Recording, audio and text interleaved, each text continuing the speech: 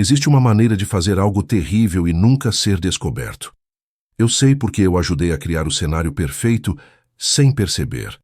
Uma casa projetada para manter todos seguros se tornou uma armadilha e a pessoa responsável nunca precisou fugir, porque ela nunca saiu de lá.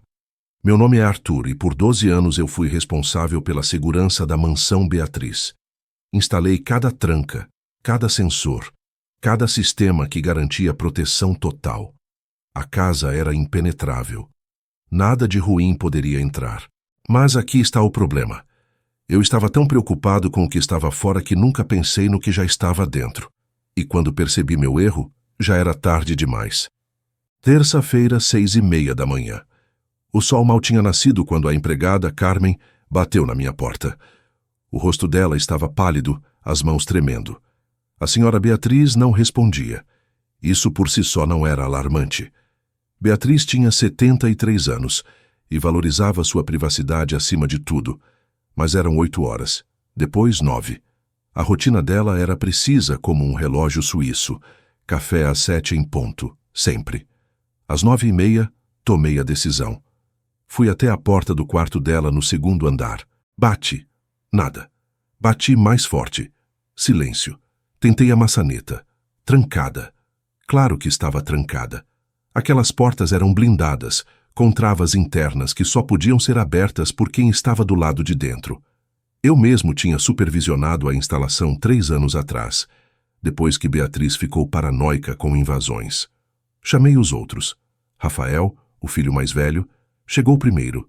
Sempre sério, sempre calculista. Ele herdou os negócios do pai e tratava tudo como uma transação. Depois veio Lívia, a filha do meio, aquela que sempre teve um relacionamento complicado com a mãe. E por último, Pedro, o caçula, o preferido de Beatriz, embora ela nunca admitisse em voz alta. A secretária particular de Beatriz, Helena, também estava lá. Ela trabalhava para a família há 15 anos, conhecia cada segredo, cada documento, cada movimento financeiro.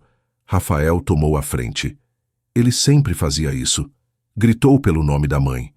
Nada. Olhou para mim e disse apenas uma palavra: derrube. Levei 3 homens da equipe de manutenção e um pé de cabra industrial.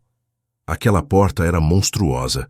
Levamos 20 minutos quebrando as dobradiças. Quando finalmente conseguimos entrar, o que vimos não fazia sentido nenhum. O quarto estava perfeito, nada fora do lugar. As cortinas fechadas, a cama arrumada, os livros na mesinha de cabeceira organizados, e Beatriz estava lá, deitada na poltrona perto da janela, os olhos fechados, como se estivesse dormindo. Mas ela não estava dormindo. Carmen gritou. Lívia cobriu a boca com as mãos. Pedro ficou paralisado na porta. A polícia chegou em 40 minutos. O inspetor Duarte, um homem robusto com bigode grisalho, examinou tudo, cada centímetro. As janelas estavam trancadas por dentro, todas. A porta tinha sido forçada por nós, mas antes disso, estava completamente selada. Não havia sinais de luta, nenhum objeto fora do lugar, nada quebrado, nada roubado. Duarte me levou para o corredor. Ele perguntou sobre o sistema de segurança. Expliquei tudo. Câmeras em cada corredor, sensores de movimento, alarmes nas portas externas. Ele pediu as gravações. Fomos até a sala de controle no térreo. Revisamos a noite inteira. 23 horas. Beatriz sobe para o quarto. 23:15. A luz do quarto apaga. Depois disso, nada. Ninguém sobe. Ninguém desce. Os corredores ficam vazios até Carmen aparecer às 6 da manhã para começar o dia. Duarte coçou o bigode. Ele estava confuso. Eu também estava. Como alguém poderia entrar num quarto trancado por dentro, fazer o que foi feito, e sair sem deixar rastro, sem aparecer nas câmeras, sem forçar nenhuma entrada? A médica legista chegou à tarde. Ela fez o exame preliminar e confirmou. Beatriz não teve causas naturais. Havia algo no organismo dela, algo que não deveria estar lá. Mas aqui está a parte mais estranha. Para aquilo funcionar, teria que ter sido administrado recentemente. Muito recentemente. Nas últimas horas antes de ela ir dormir, a casa foi isolada. Ninguém podia sair. Duarte reuniu todos nós na sala de estar. Era como uma cena daqueles livros de mistério antigos. Todos sentados em círculo, olhando uns para os outros com desconfiança. Ele começou com Rafael. Onde você estava ontem à noite? Rafael respondeu com calma. Jantou às 19 horas com todos. Depois foi para seu escritório revisar contratos até meia-noite. Dormiu no quarto dele, ala leste. Alguém pode confirmar? Não. Ele morava sozinho na casa desde o divórcio. Lívia foi a próxima. Ela estava visivelmente nervosa. Admitiu que teve uma discussão com a mãe durante o jantar. Algo sobre dinheiro, sobre a herança. Beatriz tinha ameaçado mudar o testamento de novo. Lívia subiu para o quarto dela às 22 horas e não saiu até a manhã seguinte. Também sozinha. Também sem álibi. Pedro era diferente. Ele estava claramente abalado. Disse que amava a mãe, que não conseguia acreditar no que estava acontecendo. Ele tinha saído da casa por volta das 20 horas para encontrar amigos em um bar. Voltou à 1 da manhã. As câmeras confirmaram. Ele entrou pela porta principal, subiu direto para o quarto. Mas aqui está o detalhe. Entre 1 e 6 da manhã, ele estava dentro da casa. E não havia câmeras nos quartos. Helena, a secretária, tinha uma expressão indecifrada. Ela disse que estava no seu quarto, um anexo no térreo, organizando documentos até tarde. Beatriz tinha pedido para ela preparar alguns papéis importantes. Quando perguntaram que papéis, ela hesitou. Depois disse, uma nova versão do testamento. Beatriz ia assinar na quarta-feira, amanhã. Duarte perguntou quem seria beneficiado. Helena abriu a pasta. A nova versão cortava Lívia completamente. Tudo seria dividido entre Rafael e Pedro, com Rafael recebendo o controle das empresas. Lívia empalideceu. Carmen foi questionada também. Ela preparou o jantar, serviu todos, limpou a cozinha e foi dormir no seu quarto às 22h30. Ela morava numa pequena casa nos fundos da propriedade. As câmeras mostraram ela atravessando o jardim e não saindo de lá até amanhã. E eu? Eu estava na minha casa a 200 metros do portão principal. Durmo lá todas as noites. Meu trabalho é monitorar os sistemas remotamente, mas admito, depois da meia-noite, eu apago. Confio nos alarmes para me acordar se algo acontecer. Nenhum alarme tocou. Os dias seguintes foram tensos. A investigação avançava devagar. Duarte trouxe uma equipe forense completa. Eles tiraram impressões digitais de tudo. Analisaram cada fio de cabelo, cada fibra de tecido. Coletaram amostras de todos nós. O problema? Todos nós tínhamos estado no quarto de Beatriz em algum momento recente. Nossas impressões estavam por toda parte. Comecei a observar as pessoas com outros olhos. Rafael, sempre tão frio, tão controlado. Ele visitou o escritório da mãe no dia seguinte e foi visto olhando documentos financeiros. Quando perguntei o que procurava, ele disse apenas: preciso entender a situação da empresa. Mas havia algo no jeito dele. Ele parecia estar procurando algo específico. Lívia começou a ter ataques de pânico. Ela ficava trancada no quarto, chorava, gritava que não tinha feito nada. Mas sua raiva era real. Ela tinha sido cortada da herança. Milhões de reais. Sua vida inteira dependia daquele dinheiro. E Beatriz tinha tirado tudo dela. Pedro era o mais confuso. Ele oscilava entre tristeza profunda e uma estranha calma. Certa manhã o peguei no jardim olhando para o quarto da mãe lá em cima. Ele murmurou algo sobre finalmente estar livre. Quando perguntei o que quis dizer, ele apenas balançou a cabeça e saiu. Helena continuava trabalhando como se nada tivesse acontecido. Organizava papéis, atendia ligações, mantinha a casa funcionando. Mas percebi algo estranho. Ela tinha acesso a tudo. As chaves, aos códigos, às gavetas trancadas. Ela sabia mais sobre aquela família do que qualquer um de nós. Duarte me chamou no quarto dia. Ele tinha descoberto algo. As análises mostraram que a substância no organismo de Beatriz tinha sido administrada através de algo que ela consumiu, provavelmente no jantar ou logo depois. Mas aqui estava o problema. Todos comeram a mesma comida. Carmen confirmou. Um único prato para todos. Como alguém poderia ter colocado algo só na porção de Beatriz sem ser notado? A resposta veio de um lugar inesperado. Carmen lembrou de um detalhe. Beatriz tinha um remédio para dormir que tomava todas as noites. Um frasco pequeno que ficava na mesinha de cabeceira dela. Fomos verificar. O frasco estava lá. Duarte mandou analisar. 3 dias depois, o resultado. O remédio tinha sido alterado. Alguém tinha misturado algo ao conteúdo original. Agora a pergunta era: quem tinha acesso ao quarto de Beatriz? Tecnicamente todos. A porta ficava destrancada durante o dia. Beatriz só trancava à noite. Qualquer um de nós poderia ter entrado durante a tarde e mexido no frasco. Mas havia um problema nessa teoria: as câmeras do corredor. Revisamos tudo de novo. Nas últimas 2 semanas, apenas 5 pessoas entraram naquele quarto. Beatriz, Carmen para limpar, Helena para levar documentos, Lívia depois de uma discussão e eu, quando fui verificar um sensor que estava com defeito. Duarte estreitou os suspeitos. Um de nós 4 tinha feito aquilo. Ele começou a pressionar. Interrogatórios separados, perguntas repetidas, procurando por contradições. Carmen quebrou primeiro. Ela admitiu que tinha visto algo estranho. 3 dias antes, quando estava limpando o quarto, notou que o frasco de remédio estava em uma posição diferente, como se alguém tivesse mexido e colocado de volta de forma errada. Ela não pensou muito nisso na hora, mas agora parecia importante. Helena foi a próxima a soltar informação. Ela revelou que Beatriz tinha lhe contado algo em segredo. Lívia tinha pedido dinheiro emprestado para pagar dívidas de jogo. Muito dinheiro. Beatriz tinha recusado. Foi depois disso que decidiu cortar a filha da herança. Helena tinha documentos provando as dívidas. Milhões em apostas perdidas. Lívia foi confrontada. Ela negou tudo inicialmente, depois desmoronou. Sim, ela devia dinheiro. Sim, ela estava desesperada. Sim, ela tinha brigado com a mãe. Mas jurou que não tinha feito nada. Ela chorava tanto que parecia impossível estar mentindo. Mas Duarte não estava convencido. As evidências apontavam para Lívia. Motivo financeiro claro. Acesso ao quarto. Conhecimento sobre os remédios da mãe. Ela tinha tudo.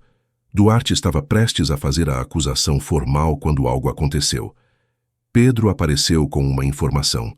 Ele tinha encontrado algo no computador da mãe. E-mails. Conversas com o advogado. Mas não eram sobre Lívia. Eram sobre Rafael.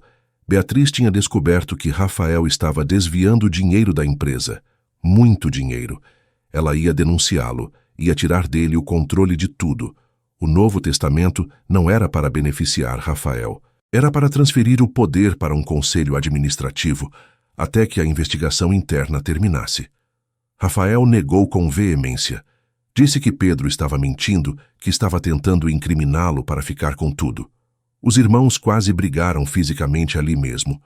Duarte pediu perícia no computador. Levou 2 dias.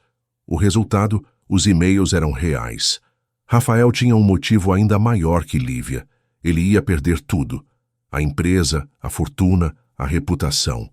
Ele tinha muito mais a perder, mas Rafael tinha um álibi parcial. Ele tinha feito várias ligações do escritório dele durante a noite. Os registros telefônicos confirmavam. Claro que ele poderia ter feito isso e ainda assim ido até o quarto da mãe antes, mas criava dúvida. Eu estava ficando louco tentando entender. Revisava as gravações sem parar, procurando por algo que tivéssemos perdido, um movimento suspeito, uma sombra, qualquer coisa. Foi então que notei algo bizarro.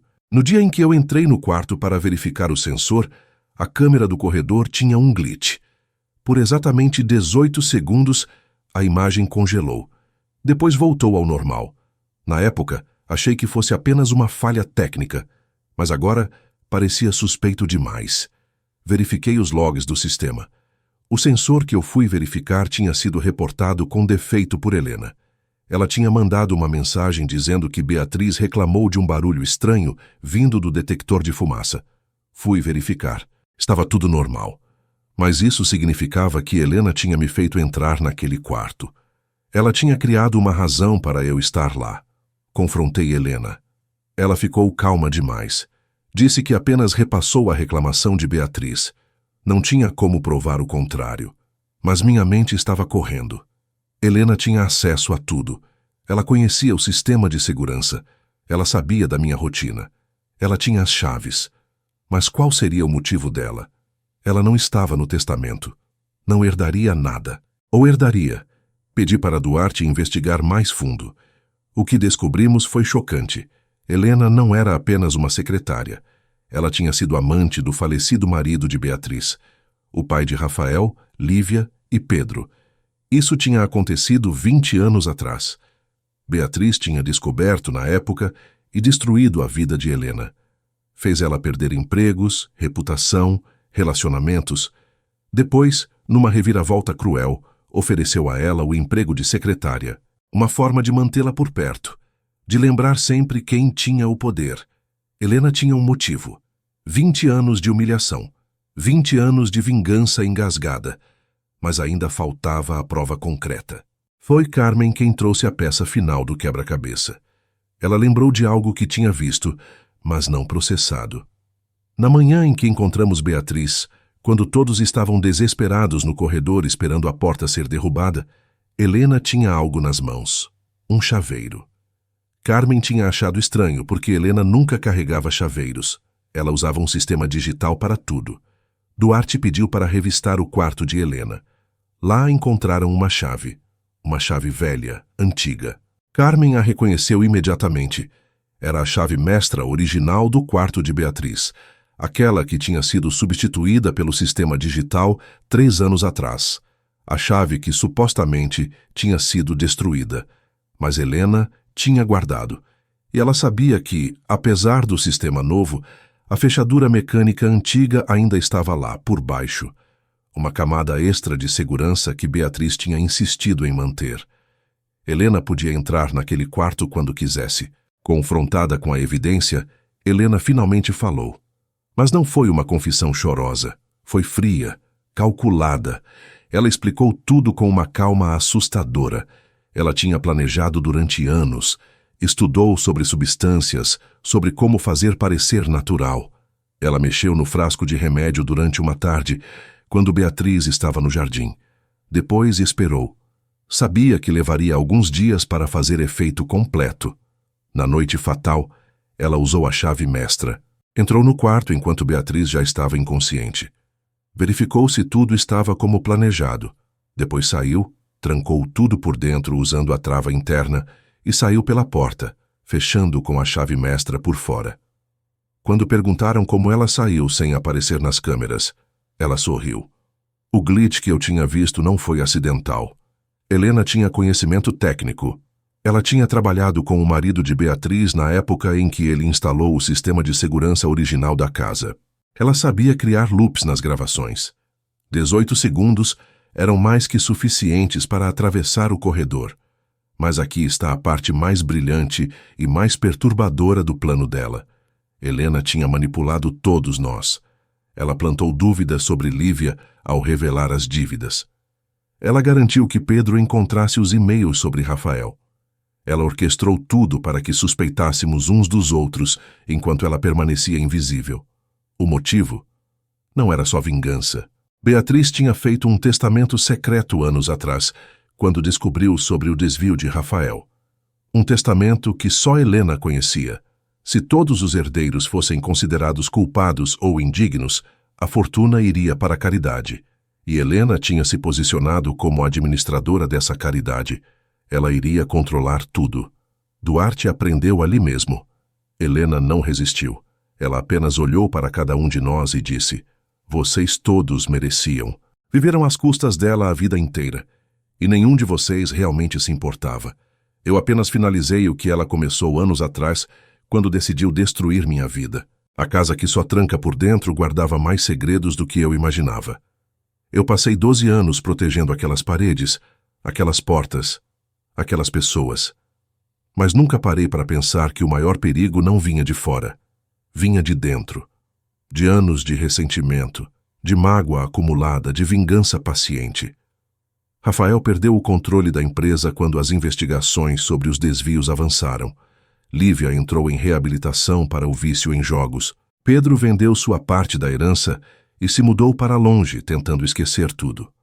Carmen pediu demissão e foi trabalhar em outro lugar, em uma casa normal, onde as portas eram apenas portas. E eu desmontei todos os sistemas de segurança daquela mansão, porque percebi que trancar tudo, controlar tudo, vigiar tudo, não impede o que já está dentro. Às vezes, quanto mais você tenta se proteger, mais você cria a jaula perfeita para seus próprios demônios. A casa foi vendida no ano seguinte. Uma família nova mora lá agora.